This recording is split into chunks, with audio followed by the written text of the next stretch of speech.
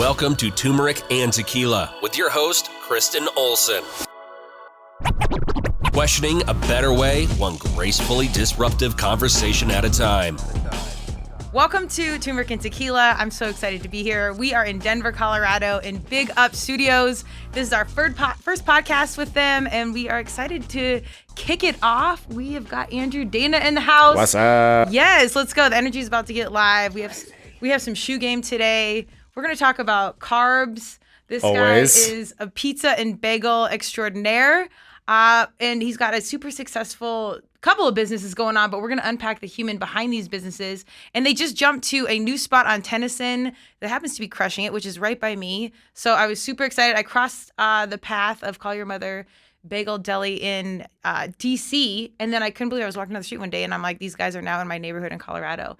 So without further ado, Andrew, welcome to Turmeric and Tequila. Thanks for having me. Yes. Pleasure's all mine. Let's get crazy. Yes. He already did a workout today. What'd you do for a workout? I had a personal trainer. You know, when I moved out here, I was anxious to get into a gym, so found this really very nice young gentleman, Stephen Darling, over at Commit Fitness. We lift weights 3 times a week. Today was leg day, so if you see me shaking below the table, that's what's going on. I love it. I like when my bagel eaters are also fitness humans, because there's to. this thing with carbs, you know, it gets weird. it could get away from you if you don't work out, for sure. Facts. All right, so before we get into the business, we're going to talk about all the, humanitarian stuff you have going on. My company, koalliance, we do marketing and branding, strategic partnerships, but we focus specifically on mission-driven businesses. So when I dug into the details, I already liked these guys, but then I saw all they're doing on the back end, and I was like, we got to get them on the show and talk about it. But before we get into all that, tell us about like young Andrew, kind of how this journey kicked off. Oh my God. I know, we dig in. Okay.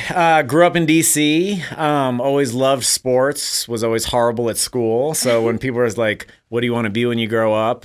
For a while, I was a professional basketball player. You're a pro basketball player? This was my dream. Oh, Are you gotcha. kidding me? Okay. I'm 5'10" and a half and was chunky as hell. Muggsy Bogues was 5'3". It's true. Yeah. He wasn't chunky as hell, though. So I like never really knew what I wanted to do, right? Like everybody's like, I want to be a doctor or a lawyer. And just like nothing ever really clicked with me. So I like always went through the motions. I went to college. I went to grad school, got my MBA. But in the back of my head, like I was like, this doesn't really fit right. So in grad school, I went to grad school in New York. I was like working in sports marketing, but I kept saying like, but I really just want to open a pizza restaurant. I don't know why I was saying it. There was just something. Huge pizza fan? Yeah, who doesn't love pizza? I love pizza. And it was also like a food that I could wrap my head around. I'm not a chef. I've never really cooked a lot, but I was like, it's dough, sauce, and cheese at the end of the day. And so I graduated grad school and, got a job in DC at an education technology firm, but kept saying like, I just want to open a pizza restaurant. Basically because my desk job just never felt right, never motivated me. I was never stoked to like wake up and go sell sponsorships for an education technology company. You know what I mean? And so I worked there for 2 years after grad school, and I was like making really good money. I was 6 figures. I was 26. Like life was good, but I hated it, right? And I just got to this point. I remember sitting at my desk it was like the middle of winter. I was like, I just like can't freaking do this anymore. And I was like, I'm going to go start a pizza restaurant. I'm just going to do it. So I like hit up some real estate people. I went and toured a pizza restaurant, and they were asking me questions that like, not only did I not know the answer, like I didn't even know what the question meant. Right. So I was like, oh shit, I might not be ready for this. So I like sort of took a step back, and I was like, what's like a step I could make that gets me in the game, puts me on the path. And so I like found these mobile wood-fired burning ovens that you can take to like farmers markets and festivals and do caterings. And I was like, I can wrap my head around that. I can drive it to a farmer's market. I can figure out how to make pizza. And so basically, sight unseen, bought one online. Okay. And they were like, it's going to take 2 months to build. And I was like, I have 2 months to figure out how to start a business and make pizza. And basically it was just like in the lab all day, every day. I was making pizza in my parents' house. Like, so no food experience 0. prior? None. Ate a lot. Okay. Never cooked anything. Okay. And just like read a ton. And I think almost that I had no background. I came into it with like no baggage, so I didn't overthink things. So I remember I like found 2 recipes that I liked, and I was like, what if I just combine these 2? And I did that, and that's like still the pizza recipe to this day, right? So it was just like coming in it sort of with no baggage, keep it simple, stupid. And it turned out to be this great pizza dough recipe. and sort of hit the streets, grinding, selling pizza out of this truck. And, that led to the first pizza restaurant, and the rest is history. That's okay. So what I'm always curious about, because I think as a young kid, were you into like pizza or cooking or entrepreneurship? Like, did you have any signs of this early on? Loved food. Okay. I was a fat kid. Okay. I was like 100 pounds heavier than I am now in high school. Like I played sports. Yeah. But I loved eating. Like I loved it. Loved going out to eat. Loved the rituals. Loved sort of like going to mom and pop restaurants. Like I loved food. Then I went to college of Charleston in South Carolina, which is just like a foodie destination, and fell in love with food there. And then a huge pivotal moment for food was I studied abroad in Cape Town, South Africa. And the dollar was so strong there that you could go to like a fine dining restaurant for like $8. And so I got to experience this like incredible food and food culture. And it like really put me down this path where I was like, I love food. But I never really thought about it as a career. I don't know why, just basically because, I don't know, when you go to traditional college and go to a good high school, they sort of like put you on these like 4 trajectories. Like you have to go be a lawyer or a doctor. Like there's not like the creativity in professions. They don't like preach that really. And so for whatever reason, I never really thought that food could be a career until I went to grad school, and I was just like, this sucks. And then I'm in New York, so there are these incredible pizza shops and incredible bagel shops. And my favorite pizza shop in the world is this pizza place in Brooklyn called Lucali's, which is now like world famous. But I was in grad school when it first opened, and the guy had no pizza experience. So he's sort of like my hero. I was like, if this guy can do it, like I can do it. And basically he signed a lease on this spot that had a pizza oven in it, and he was going to do something else. I can't remember what. And he was like, I just need to sell some pizza to make money to do like what I really want to do. And like came out with this incredible recipe, and the pizza's incredible, and the vibe is just like, it's everything you could ever want out of a restaurant. So my roommate and I in grad school were like walking there once a week and eating there. And, I didn't realize it at the time, but I guess I was doing market research and really taking it all in. And that just sort of stuck with me. And then I was, sitting at my desk, hating my job, and just said, F it, let's do it. Well, I think it's so funny, and that's what I always want our young people to hear, because you see like your options early on, and without like that representation of people, taking the wild path or being the dark horse and, just coming out of nowhere, it's not even set in your mind. But on the flip side, I say whatever you believe, God, universe, Madonna, big Madonna fan. It's pushing you in a direction, even if you're not paying attention and you're intentional about it. Yeah. It's kind of winding you on this path, and then you get older and something clicks and it's like, oh, I've kind of been doing this for a long time. Like I say I don't have experience, but you kind of do. Totally. And like that passion's there. So it's like it all kind of falls in alignment. What was like the biggest pivot point where you were like, okay, I've got this job, I'm making good money, everything makes sense for me to stay. What was like the last straw that made you pivot and take the leap? Because that I think is the hardest part. There's 2 things. There was like the macro that at the end of the day, it was like a sales and marketing job.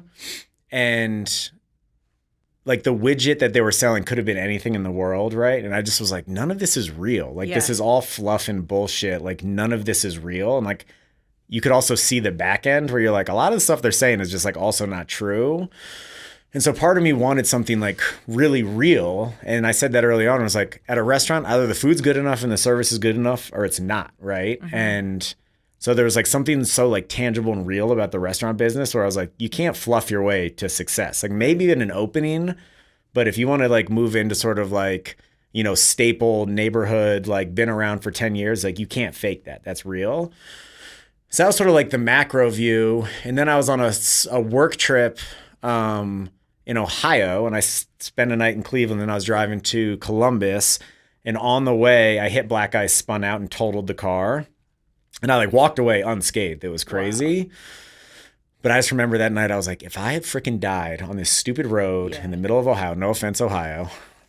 No offense. I was like, that would have been a freaking disaster. It was one of those like, life can be really short, like chase your freaking dreams now. Yeah. And so that macro mixed with that like micro event sort of led to me being like, screw it, I got to do this. How old were you at that point? 27. Okay, so still pretty young to take like. I think I was like almost exactly 10 years ago. Yeah. Oh, okay. Wow. So then like that next day, were you like researching the pizza ovens online? I think it was like pretty soon after that I went and like toured the pizza restaurant and was like, whoa, like I don't know how to open a restaurant yet. And then I pivoted to the mobile pizza oven. And And then we did the mobile business for 2 years. So we started that 2014. 2016, we opened the pizza restaurant. It's called Timber Pizza, by the way. Yeah, if you're in DC. we'll put this in the notes. Vibes. And along the way, so a year into the mobile business, I met my wife, who is a trained chef. Yeah. So she came in, started part-time. The first day I was like, first day I met her, I said, I want this woman to be my wife. Literally the first day. Did you seriously? I swear on everything. I love this so much. Okay. And then the first day she started working, I was like, whoa, like this is a whole nother level of talent. And so I started recruiting her like immediately to join. And she's like, no, I went to culinary school. I'm going to go work in fine dining. I'm not messing around with you jokers. And then she pulled, did I read this correctly? She found you like a farmer's market and walked up to ask to help? Yeah. She was like, I can work part-time while I'm waiting for my fine dining job to start. Okay. And so I just was like recruiting. She kept saying, absolutely not, absolutely not, absolutely not. And then I think eventually like she's like realized how much fun we were having. And in the restaurant industry, certainly in fine dining, I wouldn't say it's like defined by having a ton of fun at work, right? It's like sort of like militant and do everything's perfect. And we're blasting music and singing. So I think she had a lot of fun. But then I also offered her equity. And then she was like, okay, like I can come on and be a real partner. So then she helped open the restaurant. And we just grinded for a year. Like we were in the shop every single day, like literally every day. There was not a single day one of us wasn't in the restaurant for a year, just like grinded, just like all we wanted to do was be a great pizza shop. Yeah. And then so a year in that summer, Bon Appetit magazine every summer comes out with the top 50 new restaurants in the country. This is a list we didn't even know existed, right? Like we weren't like a lot of restaurants like play the game and try and get on the list. And like we didn't even know this list existed. The list comes out, my phone explodes. And like, I don't have that many friends, so my phone never explodes. I was like, what the hell is going on? And I looked and I was like, oh, crazy. I was like, oh, that seems cool. I like didn't realize how big a deal it was. And that day, basically the door got blown open. And like we had been busy, but sales basically went up 40% overnight, sustained now for 7 years or whatever it is. And so it was heinous to start because it was so busy. We had to like readjust everything, but it was amazing. And it led to more opportunities where, you know, then we met this investor who basically said, draw up your dream business, which led to Call Your Mother. That's so crazy. Okay, so I want to go back because, again, I feel like the good things happen to good people, and I feel like universe has been looking out for you for some good reason the whole time. So this awesome woman shows up. She's qualified. But then you have this opportunity not only to build a business and grind it out, but build a relationship. Like, there's no better way to, like, be in, like, the heat of it and really figure out who you guys are and how you operate. And, like, do you feel like that was a major base for the cement level of your yes relationship? And like, we knew we had something very early on, but it took us 2.5 years to really get into it. Okay. And I think were you like not dating at all quite yet? Or we were not dating at all. So it was just professional. Just professional. You were just an admirer. Yeah, I think we admired each other. Like there was a wild energy. Okay. But I think part of it was like we were really scared to mess with the business and like if we were going to get in this together, like you sort of had to be sure it was going to be super long term or else it sort of rocks the core of the business. Sure. And then it just got to the point where it was like ridiculous that we weren't together. Everybody's like, what are you guys doing? Yeah. I was like, what are we doing? And so eventually we're like, yeah, this is so obvious. Like if anything, it's hurting the business. So let's do the obvious thing. And it's been amazing. That's awesome. So because there's always this like fear around like family and business, relationships and business. Like how is it? But the more I see like, well, CrossFit gyms, everyone's married to each other and that's a whole podcast. But I've seen a lot of success stories where families are running it and the narrative's kind of shifting. I think it's incredible, right? Yeah. Like the restaurant business is a very, very unique business. It's just so labor intensive. There's so much sweat that goes into it. And like, I don't think if I had a spouse that wasn't in it with me, like it just wouldn't work that well. Like nobody knows how hard we work like she does, right? And so like our wins together are just incredible because we truly know, like we remember when we were prepping to open Call Your Mother and still operating every night at Timber, where from basically Friday to Monday, we didn't sleep because we were baking overnight and running the shift. So we would take like little cat naps throughout there, but it was basically like these 2 days were this one long ass day. So we like know what went into it. And the same with like the losses and when you're dealing with staff and all that, like nobody gets it. So it's been amazing. And like, I'll admit it's easier to work together as you have more locations because you're not like rubbing elbows every single day. Like when it was a single location and we were working the pizza line together, there was times where like, you know, and you just nitpick at each other's work like nobody's business. So it's definitely gotten easier, but like it's amazing. There's nobody I'd rather share this life with than her. Now we have a 5-month-old daughter. It's just been like so fun. So that's it's awesome. Great. Yeah. It's really, I think the biggest mistake I've made in my business is not trusting people more because things are so tight. But when it is family, my mom has a swim school, so I work directly with them, and I had some hesitancy of helping, but like there's so much trust there. Yeah. And like you can't, even if you hire great people, it's nothing like friends or family where it's like, you know, they're going to bleed it like you do. Yeah, no, I mean, it's just for sure. I trust her beyond whatever the top level of trust is for sure. But then I would say like we've treated a lot of our staff like family too. Like I would say one thing we are not is like super stingy with equity and stock options and all that stuff. And like if there's somebody who we want to like ride with us forever, like we're going to be generous with that. And like I would rather own 50% of the business but have it run super stable and be super successful than like hoard 100% and, you know, be like doing everything myself. So, I mean, that's how it's worked for us. Well, I think I was reading that's a pretty new age approach to treat it more like a family, which I mean, that's kind of what we advise all the time is really get to the human side, take care of your people. That's the number one thing. And that means a lot of different things, but you see bigger companies now really getting into like paid time off and all the details. So they don't have that turnover, but more, it's just like more fulfilled on your daily. It's not even about the profit. It's like you're with people that are bleeding it alongside you. So the experience is completely different. Amen. Yeah. And like what I'll say to that is like, call your mother is no longer just like Andrew and Danny, right? Like there's people who have been with us from day one who like their DNA is in the brand is in their DNA. So like, yeah, we came up with the initial concept, but we've had people just grinding with us for 5-6 years, whatever it is now, who like their DNA is absolutely in the business. And so like they're a part of it, right? And if that's a little extra money or a little bit equity or a little more vacation or a free gym membership to like keep them super bought in and engaged, it's like, it's a no-brainer. Yeah. I mean, it's cheaper than hiring influencers that you're paying for a moment. And they'll bleed it. They'll go talk about it. They'll tell their friends or family, their social, but from authentic space. No, and I think like it's pretty easy to tell what's authentic and what's not online these days. Like I can tell like, oh, that's an influencer. That was a paid post, right? Like even the ones that don't even say like advertisement, you're just like, that just doesn't feel authentic. Yeah. And like, listen, every industry is different. In the restaurant industry, I think if you're paying for advertising, it's like the kiss of death. It shows that things are not going well. Like in this day and age, people love food. There's so many lists and all this stuff. It's like, if you're doing it right and just like creating a great product and a great experience every day, you like don't have to pay for any of that. Like we pay for nothing. Yeah, that's awesome.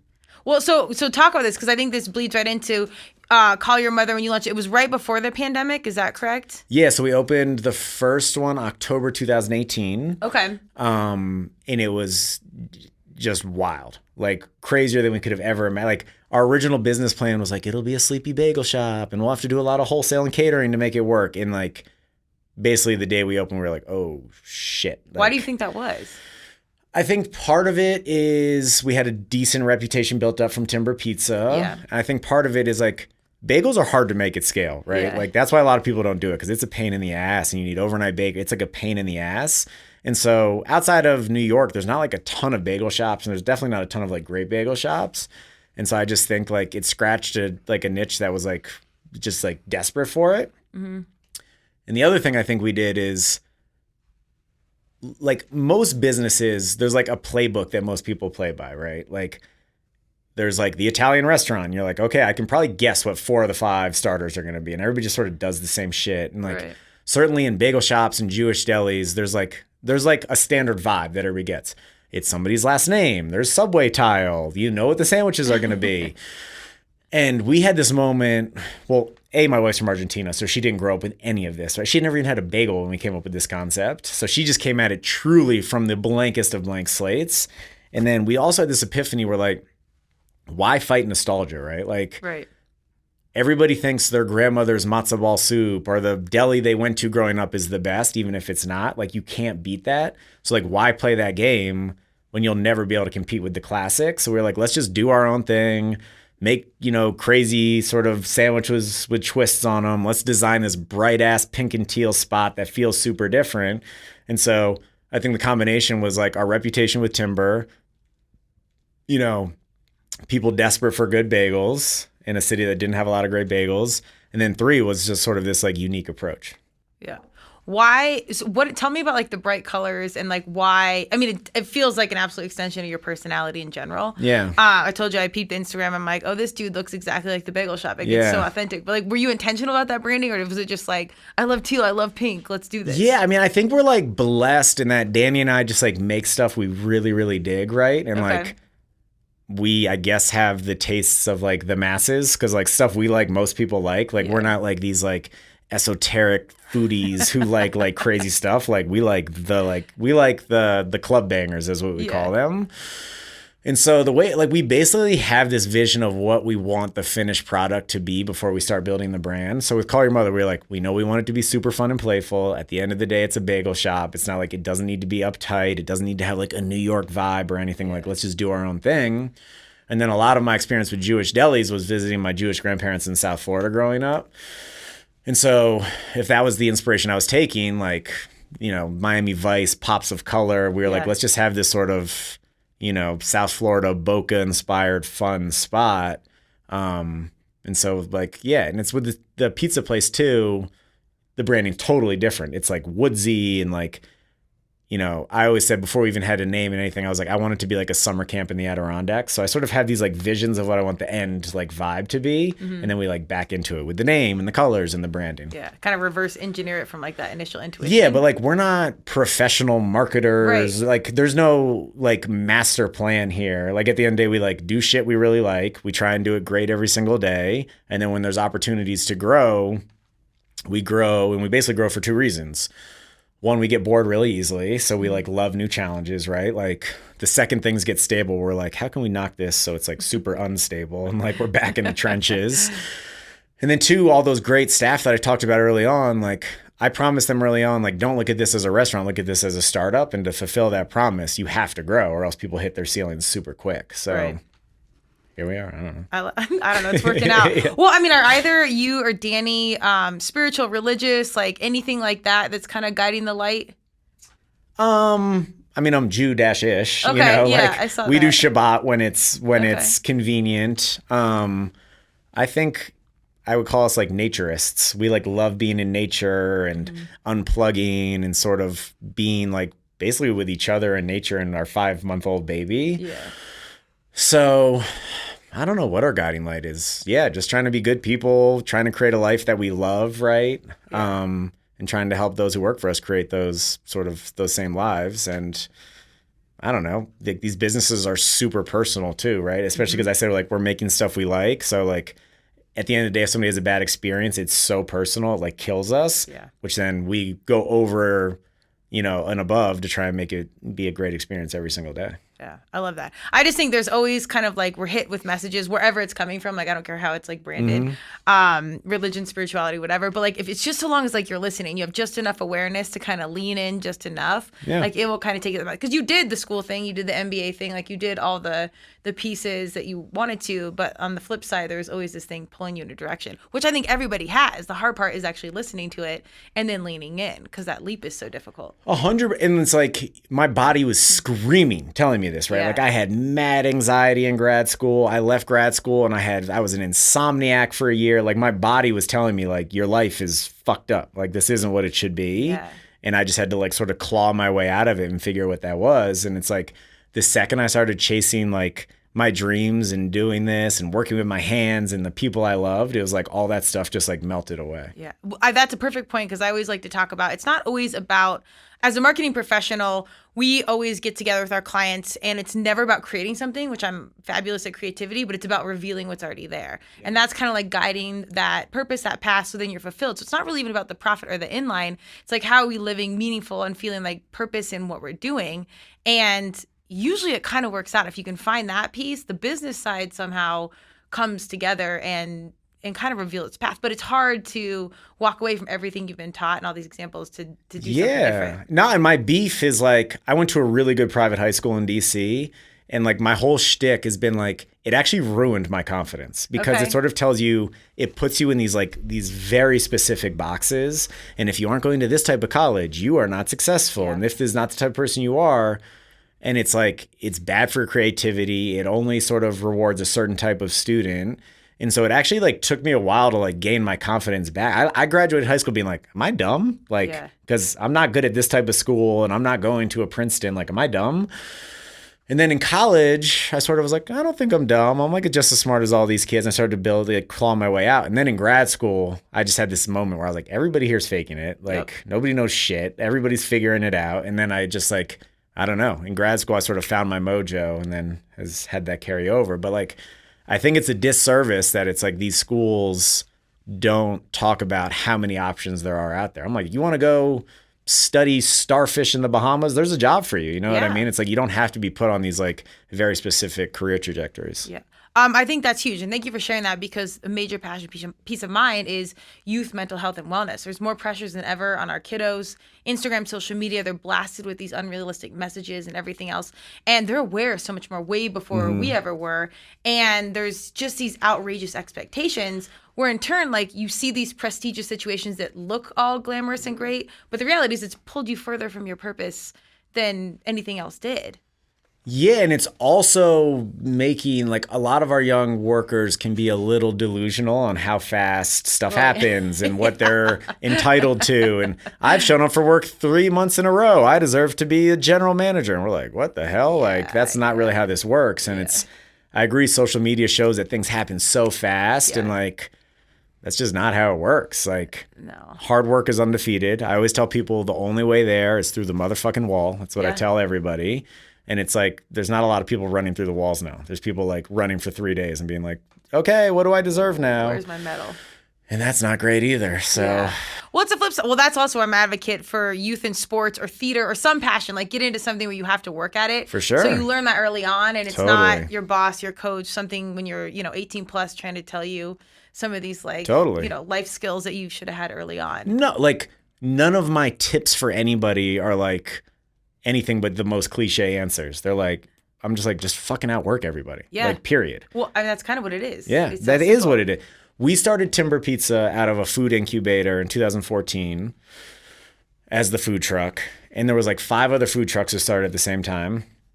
And I would say all of them had either a slightly better concept or better chefs or like better financing, but none of them worked as hard as us. Like I'm not like, I skipped friends. This is bad, but I skipped friends' weddings and birthday parties. And I was just like relentless. Right. And there was a food truck who was like, we're taking August off so we can go to the beach for a month. And I'm like, what? That's not how you build a freaking business. Yeah. And there was like, while that was happening and I'm like grinding in August in DC, sweating my face off, cooking wood-fired pizza. I'm like, maybe those guys have it right. I was going to say. But you fast forward 7 years later and like some of those businesses are totally out of business. And the ones that are, like, we're so far ahead of them, it's not even funny. And like now, like, my work-life balance is much better than theirs, if that makes sense. So it's like you have like to take like the lift off in a flight is the hardest the plane works, right? And it's like early on you have to freaking grind. And some of these people, they'll grind for a month and take the photo on Instagram, but it's not a month, dog. It's like 3 years. You know what I mean? So build the base. Yeah. Was there a point where you're like, I'm questioning everything? Like, where you wanted to turn around? 2 million times. Yeah. So you can't, I went from making 6 figures. The first year I did the pizza food truck, I made $12,000. I was like literally living in squalor. I was like crashing in my friend's room, which was going to be his baby's room. Then the baby was born and I get kicked out. And then I lived in my friend's dad's basement. Like, I was just bouncing around, like doing what it took. And I remember being like a year and be like, oh my God, like, am I ever going to make money? This is crazy. And then you just start chipping away. And then we opened Timber Pizza. And I remember being, the first night I went home and I was like, this restaurant's going to trap me in here for like 2 years. Like, what have I done? Like, I felt anxiety. Yeah.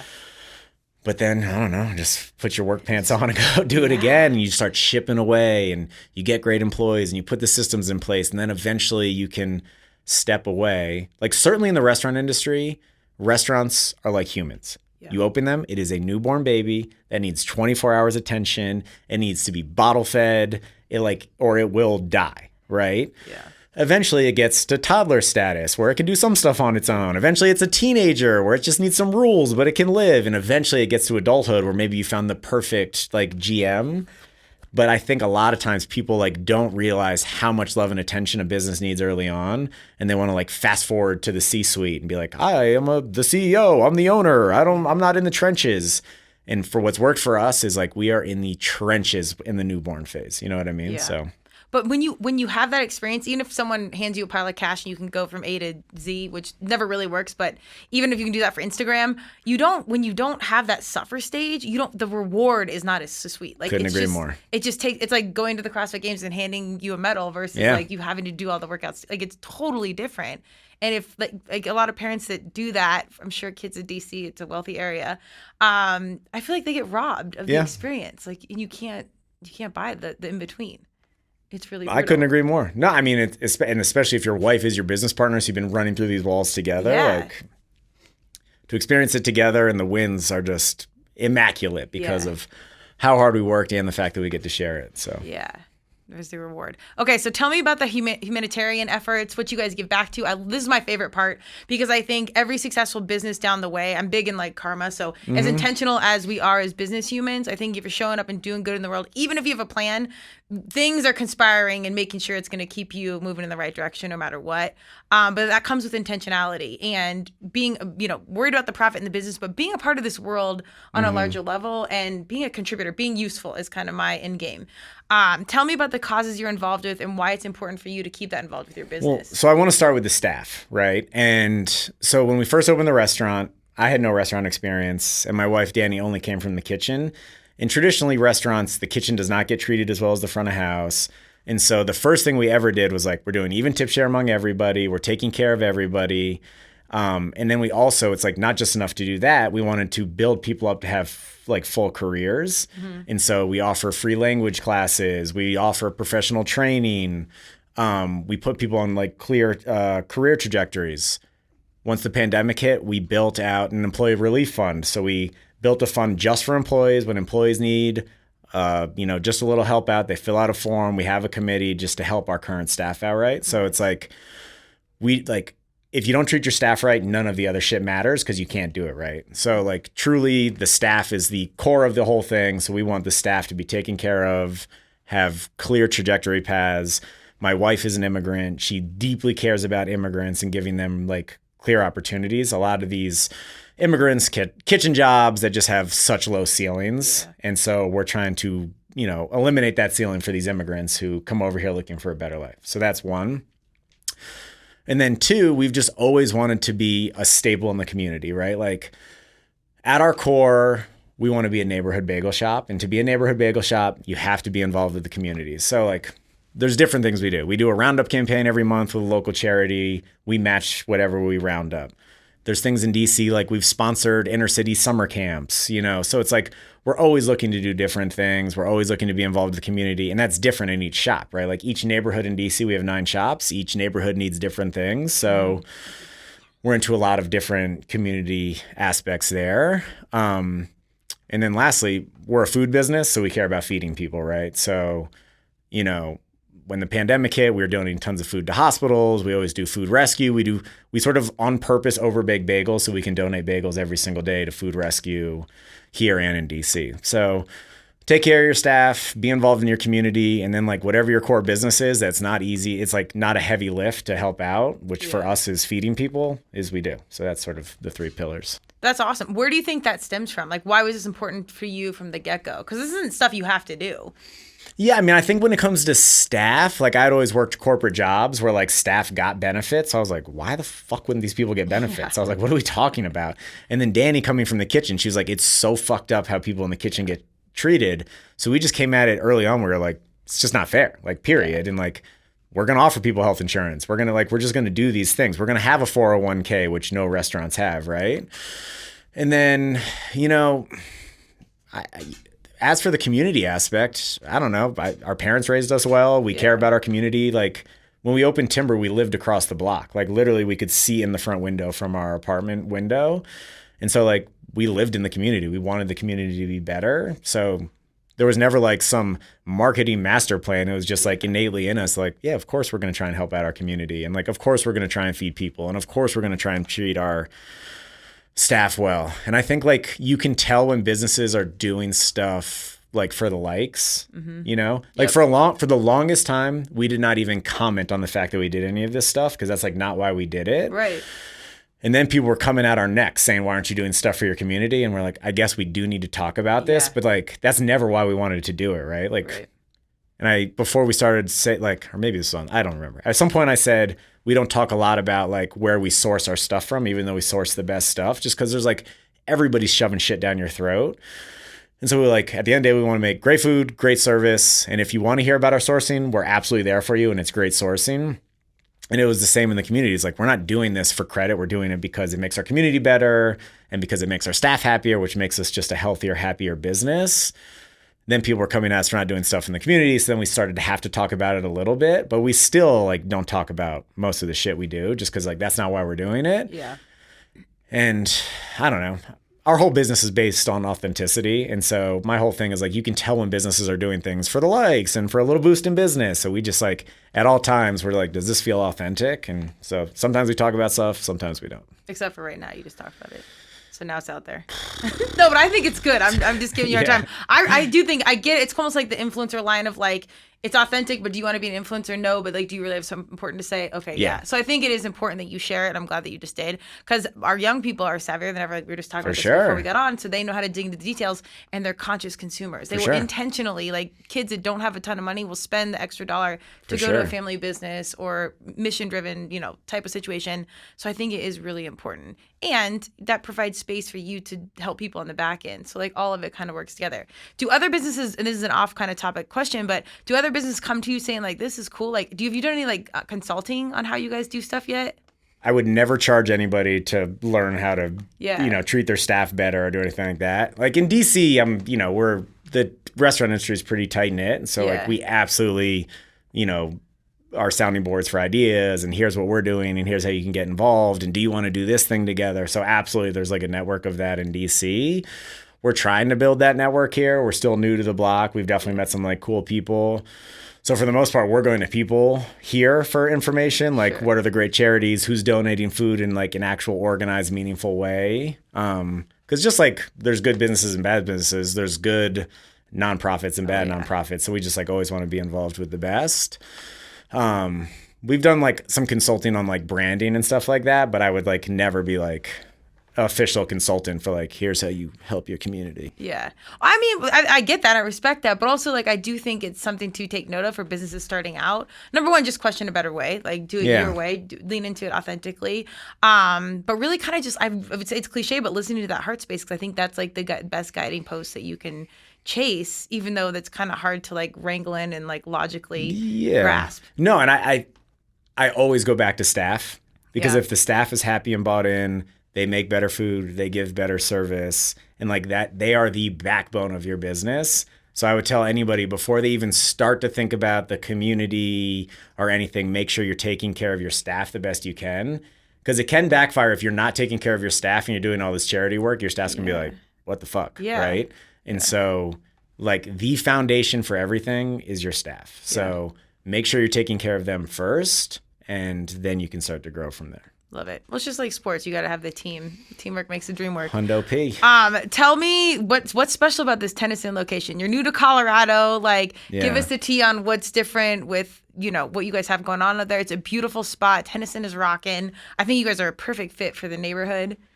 Yeah, I mean, like, one of my best high school friends lives out here. Harry Liss, shout out. So I've like been to Tennyson Street and seen people there on the weekends. So when I was doing the real estate tour and we were driving down Tennyson, like I like basically was like, hit the brakes. Like we need to be on this strip. I love this strip. Yeah. And so we found this corner building, and the landlords were super awesome, worked with us. Like no landlord of a building like that lets you paint the whole freaking exterior teal. I couldn't believe that too. Right? Well, it's its own vibe. We're not like bold or anything. Not good or bad. It's just like they can be a little more eccentric. No, but new construction buildings, no landlord ever lets you do that, right? Like that is their baby. And they were like so generous with what they let us do. They just like let us basically build out our dream spot, paint the outside teal, let us go nuts in the inside. So we basically like built our dream spot, right? That is just like so on brand and all that. You know, and then we did have to adjust the bagel recipe out here because of the altitude. So we were like dialed in that like this has to be even better than our DC bagel. Like we're not going to stop until it's like the best possible bagel we can make. So we're making a quality product. Brand vibes are on point. And then like we just talk about GFEs, great fucking experiences, and how the line between GFE and AE, average experience, is very thin. And so we're just like hammering that home every day. We found great staff who fucking loves giving GFEs every day. Like we hire people for personality over everything. We don't care about your experience. Like nothing that we're doing is rocket science. But if you're like a person who loves people and loves being sort of bubbly and making people happy, like we'll teach you everything you need to know. So we're creating what we think are like pretty like fun experiences every day. And then my wife, Danny, runs the tightest fucking ship in the world in the kitchen. And it is so efficient and we're getting food out fast, right? And so it's one thing to wait in a line and then have to wait a long time for your food. Danny has the kitchen dialed fucking in. So stuff's coming out quick, coming out delicious, fun vibes, fun colors. And so far, people have dug it. Yeah. Well, it was cool because I'd heard about you guys coming out here. Like I said, I saw you in DC and I'm like, I can't believe I was out there and then saw you and then you guys were out here and I'm like, this is so crazy and you're 2 seconds from my house. So I went over during the opening and you happened to be there and I'm like, I think that's the owner. I don't know. Waited in. I missed the line. I think I was there right at a good time because it's been crowded even right now.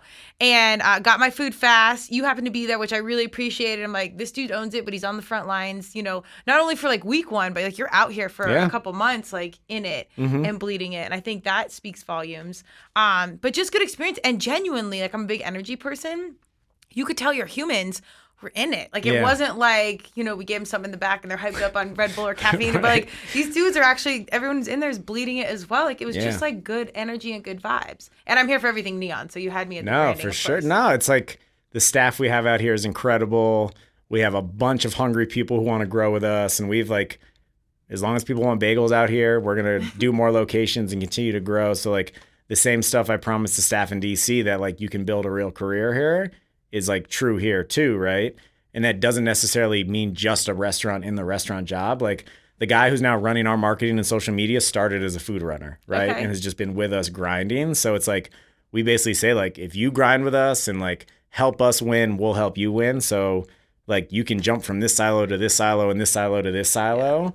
And so then you get like super happy, hungry people who want to grow and sort of the best for the business and you're all in it together. So I love it. And the people in Denver are so nice. Heck Way nicer than in DC. Sorry, Yeah. DC. And we're not all high like everybody thinks. It's not just that. It's true. We're maybe off CrossFit and fitness vibes too. No, I think that's amazing. And then for leadership, then you guys get to be around people that are genuine. Like it works just for everybody. No, for sure. And like it goes back to that newborn baby. Like, yes, we have 9 locations in DC, but we basically started a new business here, right? Like there's no infrastructure here. So of course we're going to be here treating it like a newborn baby, giving it life every day. And then I think like the staff loves seeing us here, right? Like they know that we give a fuck. Like we brought our 5-month-old baby. I drove across the country with my dog so the dog could be here for the summer. Like we're freaking in it with them, right? So it's not like we didn't give them any sort of corporate vibes, anything like that. Like, yeah, we have 10 locations, but we're not some like corporate chain. We're like in the mix. And so I think the staff sees that and then the staff digs it and then the staff's better and then we love it more and it sort of feeds off of itself. 100%. Well, for anyone that doesn't know, give them like a quick 4-in-1 on the food. Like what you touched on why the bagels are different. You dialed in the recipe. Anything else anyone needs to, I mean, if you look on their Instagram, it's the food pictures are stunning and it's not like it's hard to take a good picture because you pack it and you pull it perfectly. Like it looks good no matter what. What's hilarious is the timber pizza. We thought pizza was the most Instagrammable food and like we're open color mother. We're like, bagels just aren't Instagrammable. It's a totally different business. Like we never thought it would be what it is now, which is so funny. Which also goes to like, don't build a brand for Instagram. Like if you build a type brand, don't do anything for that. Right, don't do anything for Instagram. But yeah, like we bake our bagels in house. We bake our bread challah in house. We do all our pastries. We're making our own cream cheese. We're sourcing the best meats. My wife's making some fun, twists on classics. Like. We have one that's on a maple salt and pepper, chicken sausage, egg, cheese, and spicy honey. It's basically like if you go to a diner and get the plate that has like pancakes, maple syrup, eggs, sausage, it's like that last bite where you mix everything together. It's like a whole sandwich like that. I love it.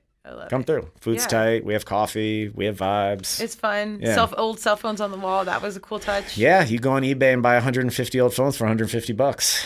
Dang, there you go. It's basically $150 for a bag of trash, but yeah. At least it's not out in the trash dump. It's true. It's like, it's I'm true. here for this. It's true. Recycle, reuse. Yeah. I have a million more questions, but I want to keep our time tight. Where do we find you? I'll, of course, list everything, but give Instagram handles, anything you want to share. I think our Instagram's at Call Your Mother Deli. Okay. I think so. I love when people don't know because then I know they're not on it all day. I'm pretty sure. We're on Tennyson, the corner of Tennyson and 39th. We have 9 shops in D.C. if you're in D.C., and we're building out one in Cap Hill in Denver at the corner of 13th and Pearl. It's an old 7-Eleven that's been abandoned for like 25 years. It's going to be really fucking cool. We're like keeping the old coolers and everything. I didn't know there's a second location already. Yeah, in the works. Going to open this fall. Oh, okay. I was going to say ETA's fall. This 38th fall. in Tennyson. But I don't know. No, I love it. Yeah. I love that. Yeah. That's great. Oh, so, okay. We're out here. Yeah, no. So like we're like, we came out here knowing we wanted to open at least 4. Okay. And so we have that one in the works. We may have something else in the works that I can't talk about quite yet. And then we've built a mini house that's a replica of one of our ones in DC. And that's going to go in the parking lot next to Central Market in Rhino. So pretty close to here. Okay. We got you on breakfast. I was going to say strategic partnerships right here on TNT. Boom. That's amazing. Final words of advice. Anything you'd give like you wish you would have heard earlier? I mean, there's like the cliche shit that I already said, like work harder than everybody, sort of don't stop at good enough, all that stuff. But like basically every industry has a playbook that they want you to play from, right? Like you tour a space and even the broker's telling you, this is what this restaurant should be like, or, you know, this is what a gym is supposed to be like. And I will just say like, fuck the box, do your thing, try to be different. The businesses that always succeed are the businesses that do it in a unique, slightly different way. So fuck the playbook, work harder than everybody else, don't stop at good enough. Boom. Last question. What is success to you? Whew. I think it's changed over the years. Like 10 years ago, I would just said a shit ton of money. Now it's about time with my family, like having a 5-month-old daughter and my wife. It's like, yeah, just being able to spend quality time and not be stressed about paying the bills. It's gotten a lot simpler. So being able to go for a hike with the little baby and the girl and the dog is living the good life. That's awesome. Well, congrats on your success. Like the financial piece is always awesome, but just to have mission-driven humans worried about the community, concerned about their team, and just spreading that positive energy, I think that's how we make the world a better place. Amen. Cliche, but I think that's it. So. Well, there's cliches for a reason because most of them are true. This is true. We appreciate it. No, thanks for having me. Yes, absolutely. Please go check out what they have going on Tennyson. It's awesome. You can't miss the building.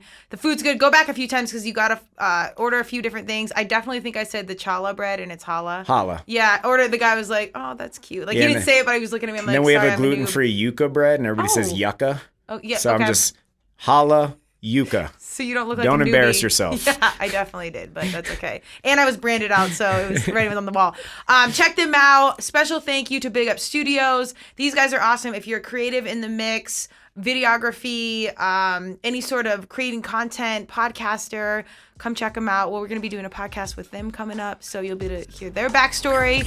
But that's a wrap for today. I appreciate you guys on all levels.